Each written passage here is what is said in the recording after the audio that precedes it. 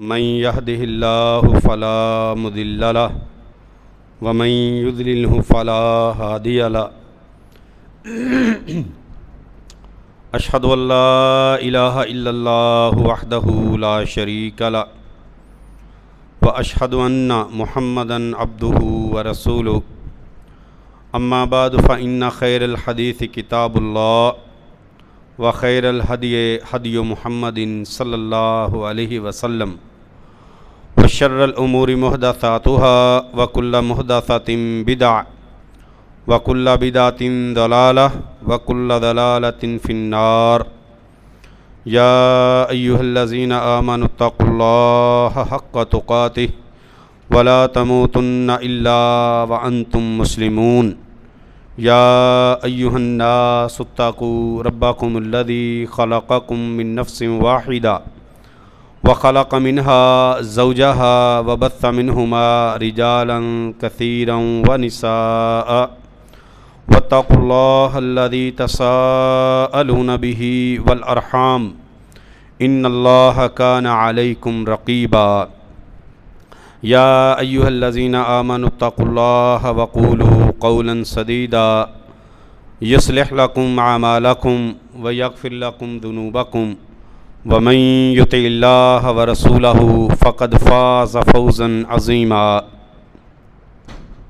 اللهم صل على محمد وعلى آل محمد كما صليت على إبراهيم وعلى آل إبراهيم إنك حميد مجيد اللهم بارك على محمد وعلى آل محمد كما باركت على إبراهيم وعلى آل إبراهيم إنك حميد مجيد رب اشرح لي صدري ويسر لي أمري واحلل عقدة من لساني يفقهوا قولي رب زدني علما رب زدني علما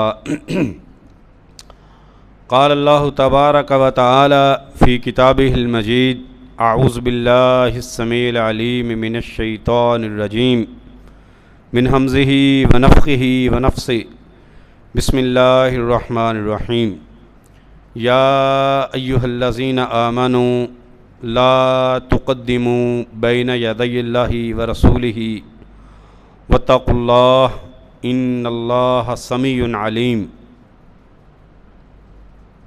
عزیز بھائیو، معاشرے کی اصلاح بہت ضروری ہے، کیونکہ ہر آئے دن ہمارا معاشرہ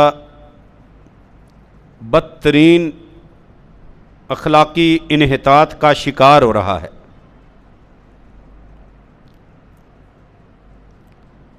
اور اصلاح کیسے ممکن ہے؟ اصلاح کے لیے سب سے پہلے تو اللہ تبارک و تعالیٰ کے قرآن کے اصولوں کو اپنانا ہوگا.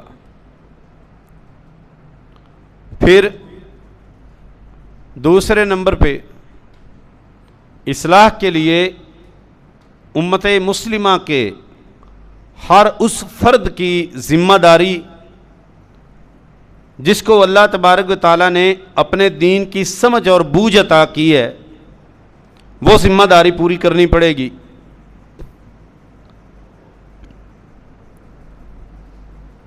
اگر ہم یہ چاہیں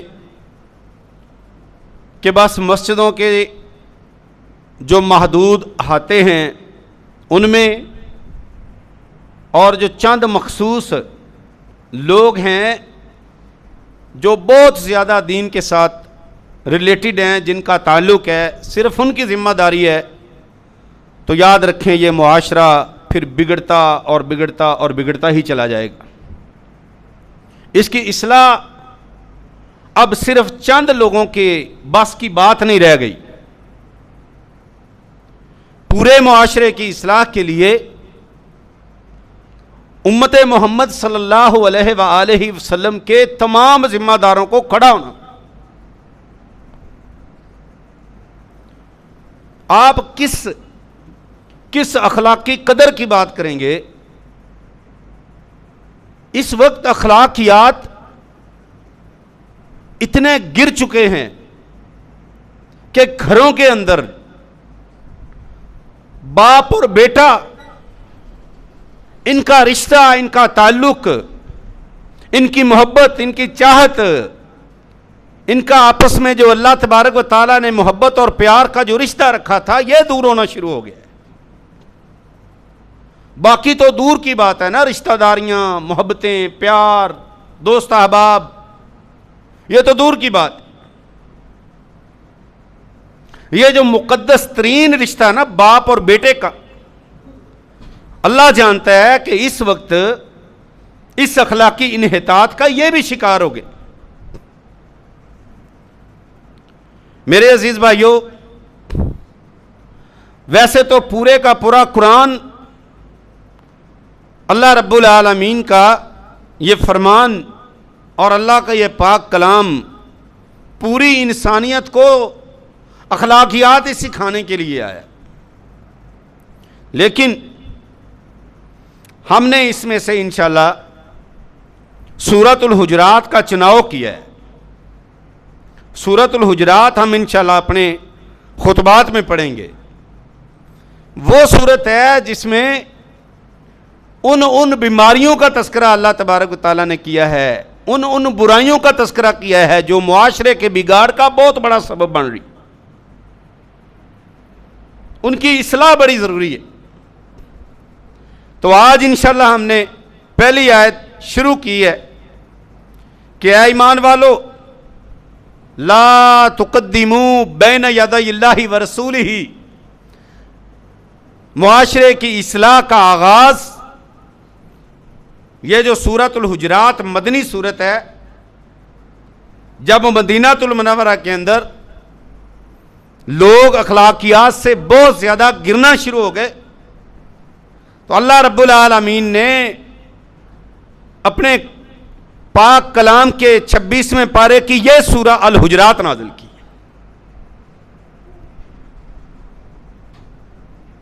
پہلی آیت بہت سارے اسباق اپنے اندر سموئے ہوئے۔ اے ایمان والو، اے وہ لوگوں جو ایمان لائے ہو، لا تقدموا بین یدی اللہ ورسولہ، کہ تم اللہ اور اللہ کے رسول سے آگے نہ نکلو، اللہ اور اللہ کے رسول سے آگے نہ بڑھو۔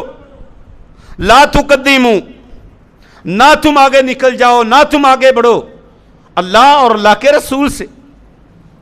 واتقوا اللہ، اور تم اللہ سے ڈر جاؤ۔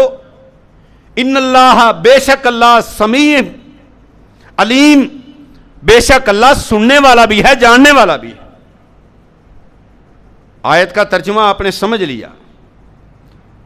کئی بار یقیناً ہم نے یہ سورت ترجمے کے ساتھ، تفسیر کے ساتھ پڑھی اور سنی ہو۔ اللہ تبارک و تعالیٰ نے اس آیت کے ساتھ ابتدا کی ہے کہ ہم جو احکام آپ کو دے دیں، میرے پیارے نبی محمد رسول اللہ صلی اللہ علیہ وسلم تمہیں جو شریعت بتا دیں، لا تقدموا، تم اس شریعت سے، اس دین سے، ان احکامات سے، ان اوامر سے، ان نواہی سے تم آگے نہیں نکل سکتے۔ تمہیں اللہ اور اللہ کے رسول کی پوری شریعت پر پورا عمل کرنا پڑے، اپنی منمانیاں نہیں کرنی۔ تمہیں دین میں کوئی چیز شامل اور داخل کرنے کی اجازت ہم نہیں دیتے۔ لا تقدموا، نہ تم آگے بڑھو اللہ اور اللہ کے رسول سے۔ جو احکام اللہ اور اللہ کے پیارے نبی محمد رسول اللہ صلی اللہ علیہ وسلم نے تمہیں سمجھا دیے ہیں، ان پر بریک کر دو، ان پہ رک جاؤ۔ نماز کس طرح ادا کرنی ہے اسی طرح پڑھو جس طرح محمد رسول اللہ صلی اللہ علیہ وسلم نے پڑھی ہے۔ تمہارے خوشی اور غمی کے مواقع اگر آتے ہیں، ان مواقعوں پر بھی تم نے محمد رسول اللہ صلی اللہ علیہ وسلم کے پیارے دین کو بھولنا نہیں۔ اگر تم اللہ اور اللہ کے رسول صلی اللہ علیہ وسلم سے آگے بڑھ جاؤ گے، شریعت کے اندر، دین کے اندر اپنے اجتہاد کرو گے، اپنے اجماع کرو گے، اپنے اتفاق کر کے بیٹھ جاؤ گے، میرا معاشرہ نہیں مانتا، میرے گھر والے نہیں مانتے، میری مسجد کے لوگ ناراض ہو جائیں گے، میرا محلہ یہ کہتا ہے، میری شریعت یہ کہتی ہے، میرا دین یہ کہتا ہے، میرا مسلک یہ کہتا ہے، اگر تم ان باتوں میں اڑ گئے تو اللہ تبارک و تعالیٰ نے کیا فرمایا ہے، تم اللہ رب العالمین کی نافرمانیاں کرنے والوں میں شامل ہو جاؤ گے۔ بہت ساری آیات ہیں اللہ رب العالمین کے قرآن کے اندر، یا ایھا الذین آمنوا اطیعوا اللہ واطیعوا الرسول، یہ ہم نے بہت سنا ہے، ساری عمر یہ سنتے آ رہے ہیں، اطاعت کرو اللہ کی، اللہ کے رسول کی۔ اور سورہ محمد میں تو اللہ نے فرمایا لا تبطلوا اعمالکم، تم اللہ اور اللہ کے رسول کی اطاعت اور فرما برداری کرو اور اپنے اعمال کو ضائع نہ کرو۔ کیا مطلب ہے؟ اگر تم اپنے مرضی کے اعمال کرو گے، اگر اپنی منمانی کرو گے شریعت کے اندر، دین کے اندر، تم اپنے اعمال کو برباد کر بیٹھو گے۔ یہ خطاب کفار کو نہیں ہے، یہ خطاب مومنین کو اللہ رب العالمین نے۔ کیا سمجھ آتی ہے؟ ہم نے جو کلیے اور قاعدے اختیار کیے ہیں کہ بھائی کوئی بات نہیں، چلنے دو چلنے دو، جس طرح چلتا ہے چلنے دو، اللہ کی قسم شریعت اس بات کی بالکل منافی کرتی۔ تو یہ پہلی آیت اس بات کا ہمیں درس دے رہی ہے، سورۃ الحجرات کی، لا تقدموا بین یدی اللہ ورسولہ، تم اللہ اور اللہ کے رسول سے آگے نہیں بڑھ سکے۔ کون ہے محمد رسول اللہ صلی اللہ علیہ وسلم؟ وہ پیارے نبی صلی اللہ علیہ وسلم جن کے پاس لوگ مسئلہ دریافت کرنے کے لیے آتے، اپنی زندگی کی ضروریات کے بارے میں رسول اللہ صلی اللہ علیہ وسلم کے پاس آتے، مجھے یہ مسئلہ ہے، میرے ساتھ یہ پرابلم ہے۔ پیارے نبی علیہ الصلوۃ والسلام اگر ان کے پاس شریعت کا علم ہوتا تو بتا دیتے، اگر نہ ہوتا تو پھر یاد رکھیں سورۃ المجادلہ کی آیات اس بات کی بہت بڑی دلیل ہیں۔ پیارے نبی صلی اللہ علیہ وسلم خاموش ہو جاتے، آسمانوں کی طرف نظریں اٹھاتے اور اللہ رب العالمین سے دعا مانگتے، اللہ تبارک و تعالیٰ اس مسئلے کا حل بھیج دیتے۔ کیا سمجھ آئی ہے؟ محمد رسول اللہ صلی اللہ علیہ وسلم اللہ رب العالمین سے آگے نہیں بڑھے۔ جب اللہ کے رسول صلی اللہ علیہ وسلم وہ دین کے معاملے میں اللہ تبارک و تعالیٰ کے حکم سے آگے نہیں بڑھے، ان کے بغیر نہیں چلے، تو آج ہم کون ہیں؟ یہ جو دین کے اندر ہر مہینے کی نئی نئی خرافات اور نئی نئی بدعات اور اپنے ہی طریقے ایجاد جو ہم نے کر لیے، میرے عزیز بھائیوں، قرآن کی کس آیت کا ہم نے انکار نہیں کیا، قرآن کی کس آیت کو ہم نے نہیں ٹھکرایا، قرآن مجید کی کس آیت کی نافرمانیاں نہیں ہو رہی، بتائیں۔ کوئی کسی کو شریعت کے اندر اپنی طرف سے کوئی چیز شامل کرنے کی اجازت نہیں۔ لا تقدموا بین یدی اللہ ورسولہ کے مفہوم کو سمجھ جائیں۔ اگر کوئی شریعت کے ہوتے ہوئے، قرآن اور حدیث کے نصوص کے ہوتے ہوئے، اگر قرآن اور حدیث کی دلیل کے ہوتے ہوئے اپنا ذاتی اجتہاد کرتا ہے تو اللہ کی قسم وہ اللہ تبارک و تعالیٰ کے قرآن اور پیارے نبی صلی اللہ علیہ وسلم کے فرمان کا پکا منکر ہے، جو ان کی موجودگی میں اپنا اجتہاد کرتا ہے، جو اللہ اور اللہ کے رسول کے احکامات کی موجودگی میں کسی امام کی پیروی کرے گا، اتباع کرے، کسی امام کی تقلید کرے گا اللہ اور اللہ کے رسول کے حکم کو چھوڑ کے، وہ پکا ٹھکا مشرک ہے، وہ شرک کر رہے۔ لا تقدموا بین یدی اللہ ورسولہ کی بات چھوٹی سی نہیں ہے۔ واتقوا اللہ، اللہ سے ڈر جاؤ۔ اگر تم اللہ اور اللہ کے رسول سے آگے گزر رہے ہو تو اس کا مطلب ہے تمہارے دل میں اللہ کا ڈر اور خوف نہیں۔ ان اللہ سمیع علیم، بے شک اللہ سننے والا ہے۔ جو باتیں تم کر رہے ہو، جو تقریریں تم کر رہے ہو، جو فتویٰ بازیاں تم دے رہے ہو، جو لوگوں کو ورگلا رہے ہو، غلط دین بتا رہے ہو، سمیع ہے، وہ سننے والا ہے۔ تمہاری ایک ایک بات کو، تمہاری ایک ایک فتویٰ بازی کو وہ آسمان والا رب سننے والا ہے، علیم، جاننے والا ہے۔ جہاں جہاں پہ تم اللہ تبارک و تعالیٰ کی نافرمانیاں کر رہے ہو، جہاں جہاں تم شریعت کے اندر منمانیاں کر رہے ہو، اللہ رب العالمین سب کو سمجھنے اور جاننے والا ہے، سب کو سننے اور جاننے۔ یہاں ہمارے بر صغیر پاک و ہند کے اندر سمجھ نہیں آ رہی صحیح چہرہ کون سا ہے، صحیح دین کون سا ہے۔ باقی مذاہب اور ادیان کی طرح، جس طرح انہوں نے چند ایام مخصوص کر لیے ہیں اپنی عبادات کے لیے. ہماری قوم ایسا ان کاموں میں پڑی ہے کہ جو روزمرہ کے نیکی کے کام اور فرض اور واجب تھے ان کو چھوڑ دیا ہے. صرف مہینوں کی تخصیص کر کے، مہینوں کی ڈویژن کر کے اور ان کے اندر اعمال کو مخصوص کر کے ایک نئی شریعت اور ایک نیا راستہ دے دیا ہے. لا تقدموا بین یدی اللہ ورسولہ. اللہ فرماتے ہیں نہ تم اللہ اور اللہ کے رسول سے آگے بڑھو. کیوں تم اللہ اور اللہ کے رسول سے آگے بڑھ رہے؟ محرم کے مہینے میں اپنی خرافات، ربیع الاول کے مہینے میں اپنا دین، رجب کے مہینے میں کنڈوں کے نام پہ بدعات اور خرافات. کون کون سا مہینہ گنے ہم؟ کسی کو منحوس قرار دیا جا رہا ہے، کسی مہینے کو بڑا جناب بڑا ہی بابرکت قرار دیا جا رہا ہے. او بھائی، جن ایام کو، جن مہینوں کو اللہ نے بابرکت قرار دیا ہے صرف وہ، اور جن اعمال کو اللہ اور اللہ کے رسول نے قرار دیا ہے صرف وہ ہو سکتا. میں بڑی ایک پڑھی لکھی مجلس میں بیٹھا تو ایک بھائی نے کوئی 1000 بار بسم اللہ الرحمن الرحیم لکھ کے اس کو لیمینیشن کیا ہوا تھا. میں نے پکڑ لیا، میں نے کہا یہ بھائی کیا ہے؟ کہنے لگا جی آپ نے کوئی نہ کوئی اعتراض ہی کر دینا ہے تو لہذا چھوڑ ہی دیں سر جی اس کو. میں نے کہا بھائی بتائیں تو صحیح، آخر آپ نے جو اتنی محنت کر کے لکھا ہے. کہنے لگا یہ یکم محرم کو جو سنا ہے 1000 بار جو بسم اللہ الرحمن الرحیم لکھے گا یا 313 بار جو لکھے گا اس کی ہر خواہش پوری ہوگی.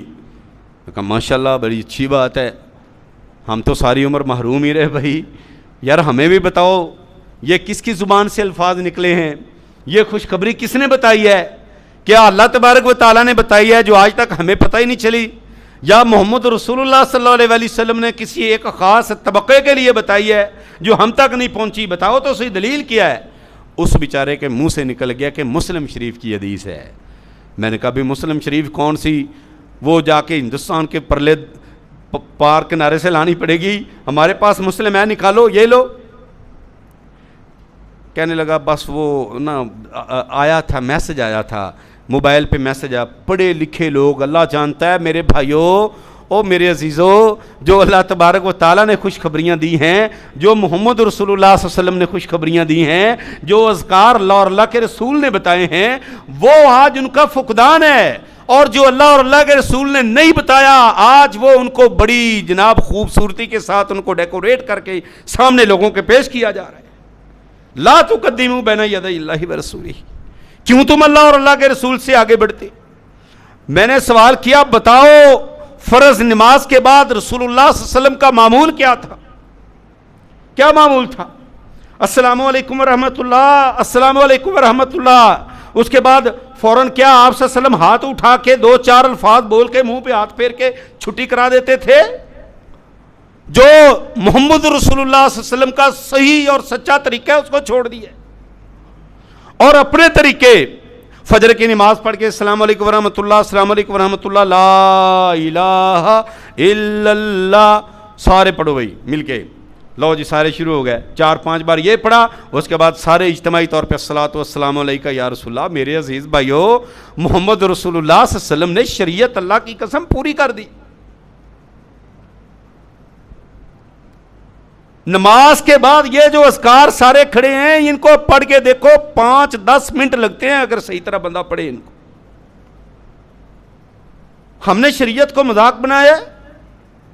ہم اللہ اور اللہ کے رسول سے آگے بڑھنے کو کیا معنی دیں؟ کیا سمجھ آتی ہے؟ اللہ کا قرآن ہمیں کس بات کی دعوت دے رہا ہے؟ معاشرے کی اصلاح کیسے ممکن ہے جب معاشرے کو سلجھانے والے ہی بگڑے پڑے ہیں؟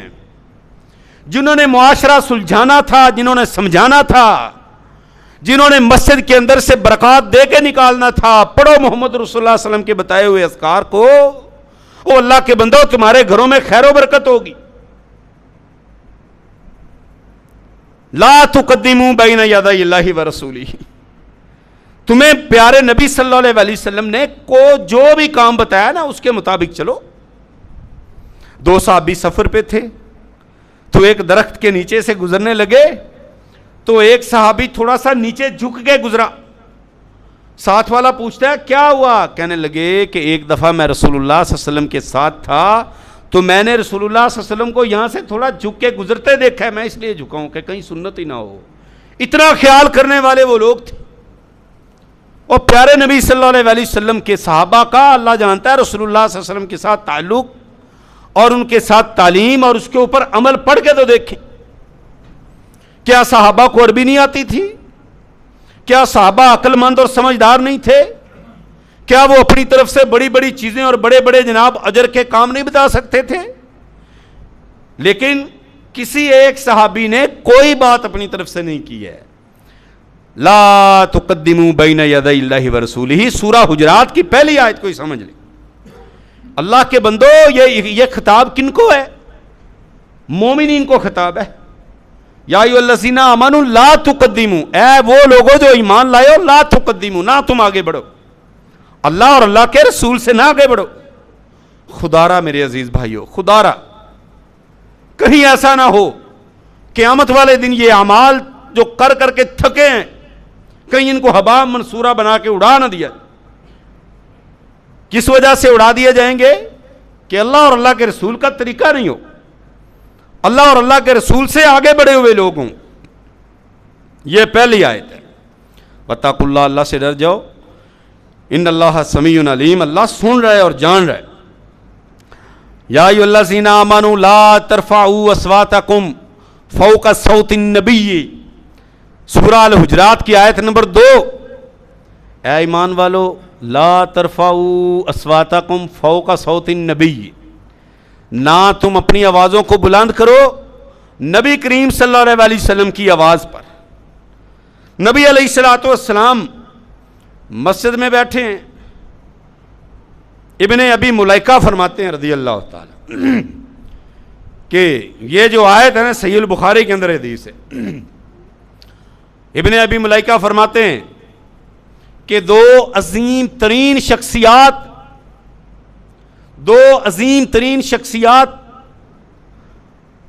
قریب تھا کہ وہ ہلاک ہو جاتے، اللہ تبارک و تعالیٰ نے ان کو بچا لیا۔ یہ آیت ان دو عظیم شخصیات کے بارے میں نازل ہوئی ہیں جن کی بڑی فضیلت ہے۔ کون ہے وہ؟ ابو بکر اور عمر رضی اللہ تعالیٰ عنہ۔ مسجد میں بیٹھے، بنو تمیم قبیلے کے لوگ آئے، 9 ہجری کا واقعہ ہے۔ حضرت ابو بکر صدیق رضی اللہ تعالیٰ عنہ، حضرت عمر رضی اللہ تعالیٰ عنہ، بنو تمیم کے لوگ کہتے ہیں کہ ہمارے پاس 2 بڑے سردار ہیں، ایک قعقاع بن معبد ہے اور ایک اقرع بن حابس ہے، بنو مجاشع، یہ قبیلے کی ایک شاخ تھی بنو تمیم کی، ان کا یہ شخص ہے۔ ان دونوں میں سے سردار منتخب کر دیں، آپ کر دیں تاکہ ہم اس کو اپنا سردار مان لیں۔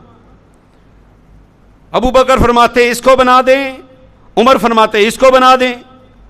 تو یہ بات کرتے کرتے ان کی آوازیں اونچی ہو گئیں، آپس میں بات کر رہی تھی۔ تو حضرت ابو بکر فرماتے کہ عمر تو میری مخالفت ہی کیا کر۔ تو اسی اثناء میں ان کی آوازیں جب اونچی ہوئیں تو اللہ کے نبی صلی اللہ علیہ وسلم اپنے طبعی شرم و حیا کی وجہ سے خاموش ہو کے بیٹھے ہوئے تھے۔ پیارے نبی صلی اللہ علیہ وسلم بڑے شفیق بھی تھے، بڑے باحیا بھی تھے۔ آپ صلی اللہ علیہ وسلم کی طبیعت کے اندر بڑی شرم تھی اور بڑی حیا تھی اور بڑے نرم مزاج کے تھے۔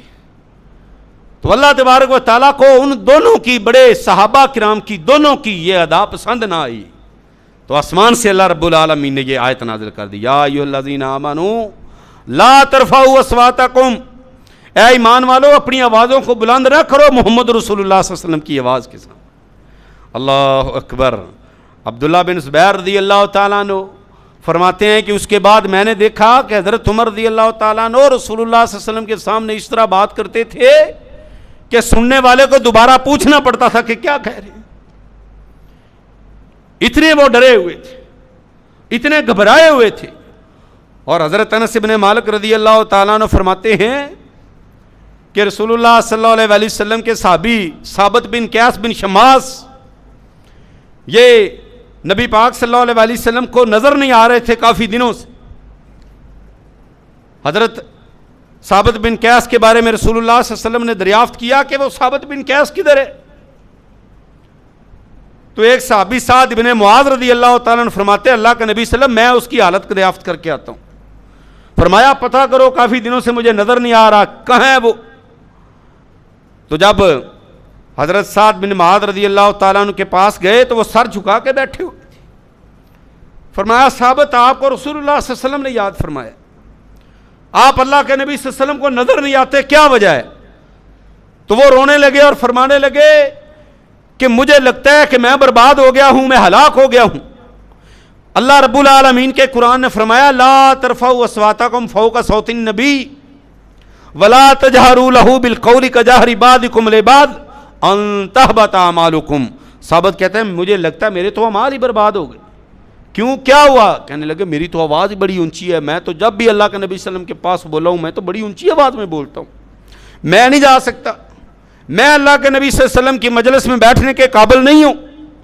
واپس آئے, سعد واپس آ کے رسول اللہ صلی اللہ علیہ وسلم سے یہ فرماتے ہیں کہ اللہ کے نبی صلی اللہ علیہ وسلم ثابت بن قیس تو آپ کی مجلسیں اس وجہ سے چھوڑ کے بیٹھا ہوا ہے کہ مجھ سے کہیں گستاخی نہ ہو جائے, میری آواز کہیں اونچی نہ ہو جائے.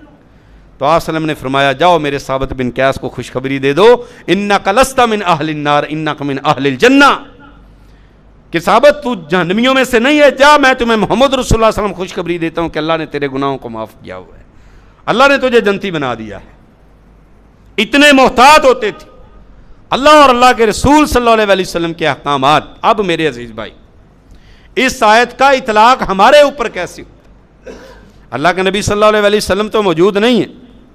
یاد رکھیں یہ گھر, یہ مسجدیں اللہ کی, ان گھروں کے اندر بھی یہ جو ہم اونچی اونچی آوازوں میں بولنا شروع کر دیتے ہیں اور مختلف قسم کی بحثوں کو شروع کر دیتے ہیں, ان سے سختی سے منع کیا ہے رسول اللہ صلی اللہ علیہ وسلم نے. اونچی اونچی آوازوں میں مسجدوں میں نہ بولو, یہاں پر اللہ اور اللہ کے رسول کے احکامات بیان کیے جاتے ہیں. پیارے نبی صلی اللہ علیہ وسلم نے مسجد میں اعتکاف کیا, ایک پورے مہینے کا اعتکاف کیا. جب آپ صلی اللہ علیہ وسلم نے 20 دنوں کا اعتکاف کیا نا, تو آپ صلی اللہ علیہ وسلم خیمہ سے باہر آئے تو پیارے نبی صلی اللہ علیہ وسلم کے صحابہ فرماتے ہیں آپ صلی اللہ علیہ وسلم کے چہرے پر خوشی کے آثار نظر آ رہے تھے. تو مسجد میں دیکھا دو لوگ اونچی اونچی آپس میں لڑ رہے تھے, تو نبی پاک صلی اللہ علیہ وسلم سیدھے ان کی طرف گئے اور ان کی صلح کروائی. تو جب واپس آ رہے تھے تو صحابہ فرماتے ہیں وہی چہرہ جس پہ خوشی کے آثار تھے ہم نے وہ دیکھا غم کے اندر ڈوبا ہوا تھا, چہرے پہ غم زدگی تھی, آپ صلی اللہ علیہ وسلم کا چہرہ غم سے بھرا ہوا تھا. ہم نے پوچھا اللہ کے نبی صلی اللہ علیہ وسلم کیا ہوا؟ فرمایا کہ میں جب خیمے سے نکلا تو میرے رب نے مجھے اس بار کی لیلۃ القدر کی خوشخبری دے دی تھی کہ یہ رات ہے, لیکن مسجد میں لڑائی کی وجہ سے, مسجد میں اونچی بولنے کی وجہ سے اللہ رب العالمین نے وہ علم مجھ سے واپس لے لیا ہے. کتنا بڑا نقصان ہو گیا ہے.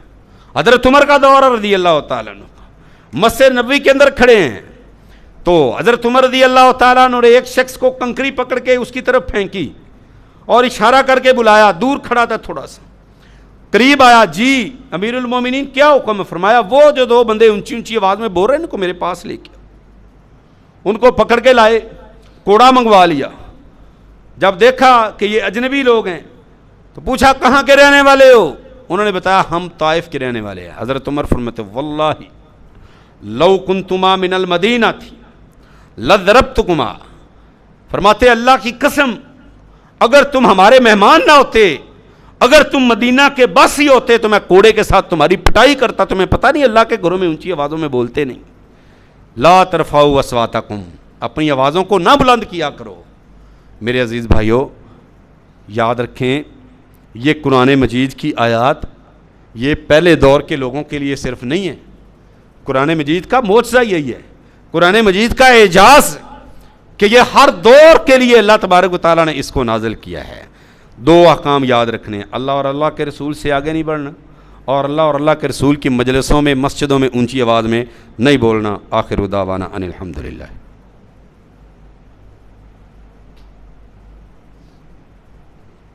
ان الحمد للہ نحمدہ ونستعینہ ونستغفرہ ونعوذ باللہ من شرور انفسنا ومن سیئات اعمالنا من یہدہ اللہ فلا مضل لہ ومن یضلل فلا ہادی لہ. اشہد ان لا الہ الا اللہ وحدہ لا شریک لہ واشہد ان محمدا عبدہ ورسولہ. اللہم صلی علی محمد وعلی آل محمد کما صلیت علی ابراہیم وعلی آل ابراہیم انک حمید مجید. اللہم بارک علی محمد وعلی آل محمد کما بارکت علی ابراہیم وعلی آل ابراہیم انک حمید مجید اللہم اغفر لنا وللمؤمنین والمؤمنات والمسلمین والمسلمات اللہم الف بین قلوبہم واصلح ذات بینہم وانصرہم علی عدوک وعدوہم۔